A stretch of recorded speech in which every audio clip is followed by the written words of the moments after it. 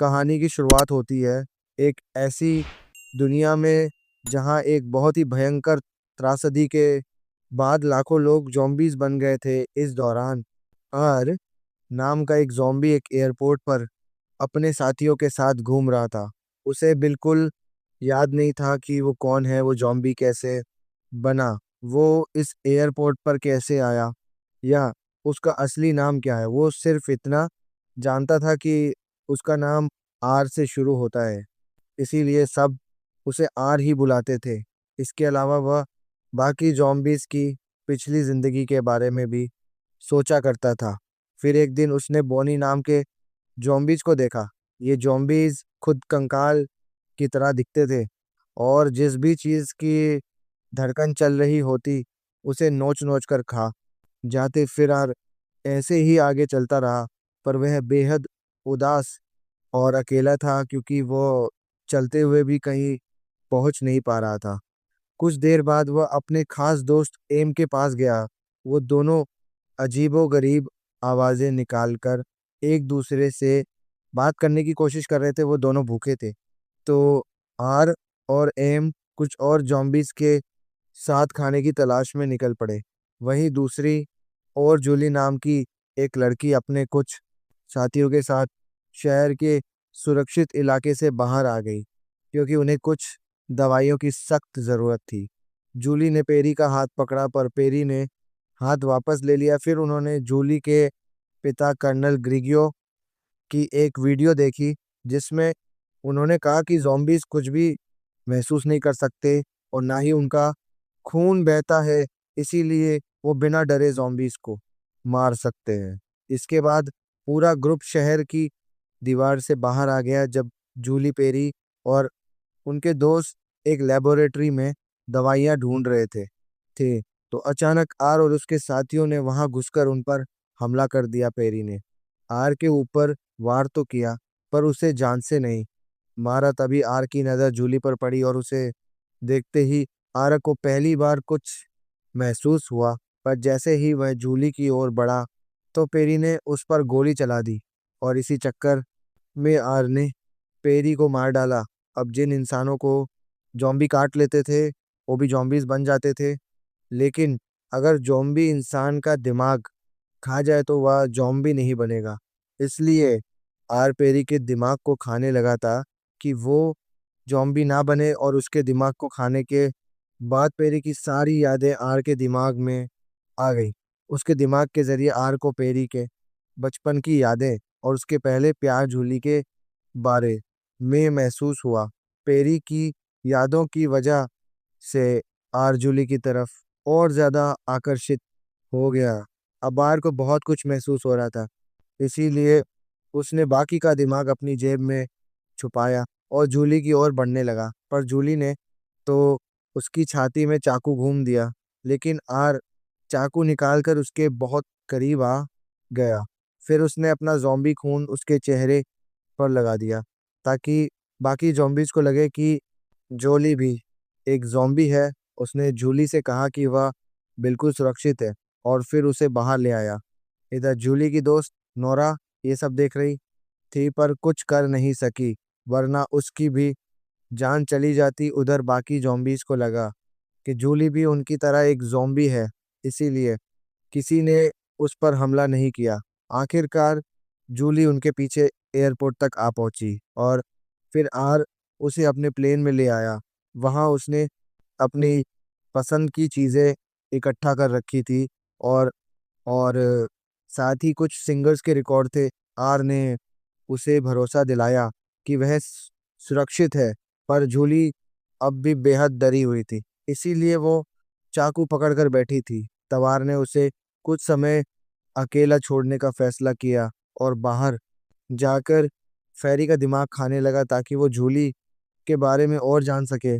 उसे पता चला कि पेरी जूली के पिता के सामने खुद को साबित करना चाहता था और ये भी कि जब पेरी के पिता ज़ॉम्बी बन गए तो जूली ने ही उन्हें गोली मार दी थी।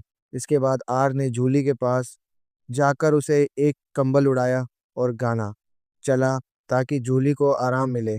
फिर वो जूली के सामने बैठ गया और अचानक उसका दिल चमकने लगा, यानी अब उसकी धड़कनें चलने लगी थी। खैर, अगली सुबह जूली ने कहा कि उसे भूख लगी है, तो आर उसके लिए खाना ढूंढने बाहर चला गया। इधर जूली मौका देखकर वहां से भाग निकली और जल्द ही जॉम्बीज का एक ग्रुप हवा में उसकी महक सूंघता हुआ वहां पहुंचा।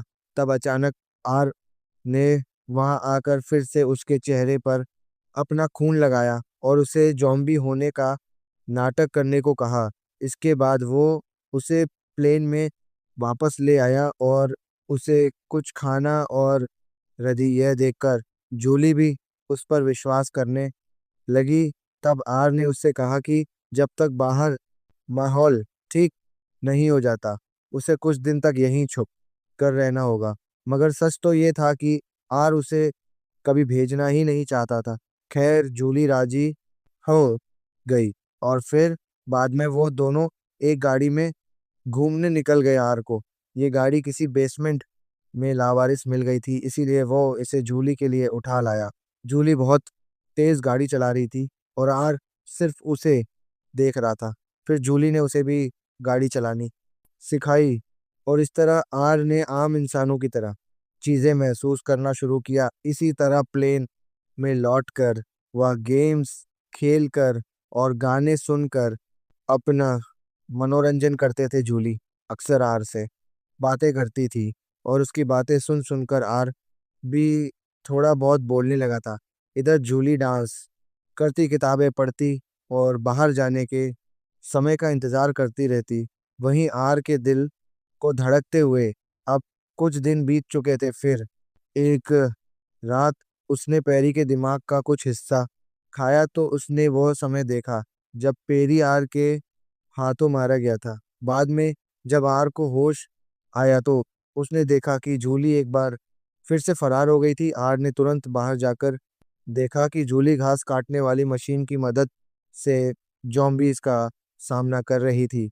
फिर आर बीच में आकर जॉम्बीज का मुकाबला किया और इसी चक्कर में उसने अपने दोस्त एम को भी पीटा। तब एम ने कहा कि जिंदा इंसान उनका खाना है, पर आर नहीं माना और जूली को लेकर भाग निकला। तभी एक बोनी उनके पीछे पड़ गया और जल्द ही बाकी बोनी ने उन्हें घेर लिया। तब एम उनकी मदद के लिए आया और उसने अपनी घासी से बोनी को कुचल दिया। अब आर और जूली के पास कोई चारा नहीं था, इसीलिए वो एम की गाड़ी में बैठ गए। एम उन्हें बेसमेंट में ले आया और उसने आर से पूछा कि क्या वो जूली के साथ खुश रहेगा, जिस पर आर ने कहा कि वो नहीं जानता। जल्द ही बाकी zombies ने आकर उन्हें घेर लिया। जूली डरी हुई थी, इसीलिए उसने आर का हाथ थाम लिया। इस नए प्यार को पनपता देख zombies को कुछ समझ नहीं आ रहा था और आखिरकार उन्होंने आर और जूली को जाने दिया। जैसे ही वो दोनों गाड़ी में बैठे तो बोनी उन पर हमला करने आए, पर बाकी zombies ने उनका मुकाबला किया। उधर जूली गाड़ी चला रही थी, पर बारिश की वजह से उसे ठंड लगने लगी। फिर उसने एक शहर गाड़ी रोकी ताकि यहाँ वो रात गुजारने के लिए कोई घर ढूंढ सके। फिर एक घर में जाकर जूली ने लैंप जलाया और आर अपनी पसंद की चीजें इकट्ठी करने लगा। तब जूली को एक पोलर इड कैमरा मिला तो वो आर की तस्वीरें खींचने लगी, क्योंकि उसे लगा कि अब कोई भी दिन उसका आखिरी दिन हो सकता है। खैर, खाना खाने के बाद जब जूली ने आर से कहा कि वो कमरे में उसके साथ सो सकता है, तब आर हिचकिचा हुए उसके बेड के साथ जमीन पर लेट गया। उधर एयरपोर्ट पर एम ने एक पोस्टर देखा जिसमें दो लोगों ने हाथ थामे हुए थे, जिससे उसे आर और जूली की याद आई। तभी अचानक उसे अपनी पिछली गर्लफ्रेंड की याद आ गई और कुछ महसूस हुआ। जल्द ही बाकी zombies भी उस पोस्टर को देखकर कुछ महसूस करने लगे और उन सभी के दिल चमकने लगे। अब उनकी धड़कनें वापस आ गई थी, यानी अब बोनी उन्हें भी खा सकते थे। वहीं दूसरी ओर जूली ने आर का शुक्रिया अदा किया, क्योंकि उसने कई बार जूली की जान बचाई थी। उसे लगा कि आर बाकी जॉम्बीज से अलग है, लेकिन अब उससे और झूठ नहीं बोल सकता था। उसने सच बता दिया कि उसने ही पेरी को मारा है। उसने जूली से माफी मांगी पर जूली पलट कर रोने लगी। इसके बाद आर सो गया और उसने सपना देखा कि वो बाकी इंसानों के साथ मिलजुल कर रहा है। अचानक उसकी आंख खुली तो उसे समझ नहीं आया कि एक जॉम्बी सोकर सपना कैसे देख सकता है। पर तभी उसे एहसास हुआ कि जूली एक बार फिर से भाग गई थी। उसका दिल टूट गया और वह निराश होकर एयरपोर्ट की ओर जाने लगा। उसने कसम खाई कि अब से कुछ महसूस नहीं नहीं करेगा और पहले की तरह उदास अकेला जॉम्बी बनकर रहेगा। उधर जूली की गाड़ी में पेट्रोल खत्म हो गया और उसे चलकर जाना पड़ा। आखिरकार जब वह शहर के दरवाजे तक पहुंची तो फौजियों ने उसकी जांच की कि कहीं वो जॉम्बी तो नहीं बन गई। खैर बाद में कर्नल ने अपनी बेटी को गले लगा लिया। उधर आर के रास्ते में बारिश होने लगी और पहली बार उसे ठंड महसूस हुई। जल्द ही वह एम और उसके साथियों से मिला जो उसे ढूंढ रहे थे। आर ने तुरंत एम को गले लगाकर बताया कि वह सपने देखने लगा है और उसे चीजें महसूस होने लगी है। मगर अब वो एयरपोर्ट नहीं लौट सकते थे क्योंकि बोनी जिन पर हमला करने के लिए निकल गए थे। तब आर ने पेरी की यादों की मदद से इंसानों का अड्डा ढूंढा और अपने साथियों को वहां ले आया। फिर उसने सबको वहीं रुकने को कहा और खुद जूली की तलाश में निकल पड़ा। वो जिंदा इंसानों की तरह चलने लगा और पेरी की यादों के जरिए जूली के घर तक आ पहुंचा। इधर जूली नोरा को अपने ज़ॉम्बी दोस्त आर के बारे में बता रही थी। फिर रात को जूली बालकनी में आई तो अचानक आर ने उसका नाम पुकारा। जूली ने हैरान होकर उससे पूछा कि वो यहाँ क्यों आया है। तभी नोरा ने बाहर आकर देखा कि आर फौजियों को पार करके यहाँ तक आ पहुंचा, यानी अब वो ज़ॉम्बी नहीं रहा। फिर वो आर को घर में ले आए तो आर ने उन्हें बताया कि बाकी ज़ॉम्बीज भी बदल रहे हैं, लेकिन वह जानते थे कि कर्नल इस बात को कभी नहीं मानेंगे। इसीलिए जूली और नोरा ने उसका भेष बदला ताकि वह आम इंसान जैसा दिखे। आर ने नहाकर खून साफ किया और फिर जूली और नोरा ने उसके चेहरे पर फाउंडेशन लगाकर उसे खूबसूरत बना दिया। उधर हजारों की तादाद में जॉम्बीज और बोनी शहर में घुसाए थे। इधर जूली, नोरा और आर कर्नल की खुफिया मीटिंग में पहुंचे मगर फौजियों आर को रोक दिया। तब आर बिल्कुल इंसानों की तरह बातें करके बच निकला। फिर जूली ने कर्नल को समझाने की कोशिश की कि जॉम्बीज बदल रहे हैं और हमें उनकी मदद करनी चाहिए, पर कर्नल ने उस पर यकीन नहीं किया। फिर आर सामने आया तो जूली ने उन्हें बताया कि आर ने हमेशा उसकी रक्षा की है, पर कर्नल ने आर पर बंदूक तान दी। जिसके बाद नोरा ने कर्नल की कनपट्टी पर बंदूक रखी और जूली आर को लेकर वहां से भाग निकली। जल्द ही वो एम से मिले और वहां हजारों zombies की फौज तैयार खड़ी थी। तभी अचानक बोनी ने हमला कर दिया और जबरदस्त लड़ाई छिड़ गई। इधर जूली और आर भाग निकले तो कुछ बोनी और फौजी उनके पीछे भागे। फिर बोनी फौजियों को खाने लगे तो एक जब वहां आकर बोनी को मार गिराया और फौजी की तरफ दोस्ती का हाथ बढ़ाया। फिर जब बाकी फौजी वहां आए तो उन्होंने देखा कि 20 बोनी का मुकाबला कर रहे थे और वो समझ नहीं पा रहे थे कि उनका दुश्मन है कौन। तो बीएम ने उन्हें समझाया कि वो इंसानों के साथ है। इसके बाद जॉम्बीज और इंसान मिलकर बोनी का मुकाबला करने लगे। उधर आर और जूली को बोनी ने चारों ओर से घेर लिया था और वहां से कूदकर ही उनकी जान बच सकती थी। तबार ने जूली को अपनी बाहों में लपेटा और उसे लेकर पानी में कूद गया। आखिरकार उसका सर जमीन से जा लगा पर जूली सही सलामत थी। जूली तुरंत उसे खींचकर ऊपर ले आई और उसे चूम लिया। फिर आर का शरीर भी गर्म होने लगा और उसकी आंखें फिर से नीली हो गई। लेकिन तभी कर्नल ने आर को गोली मार दी।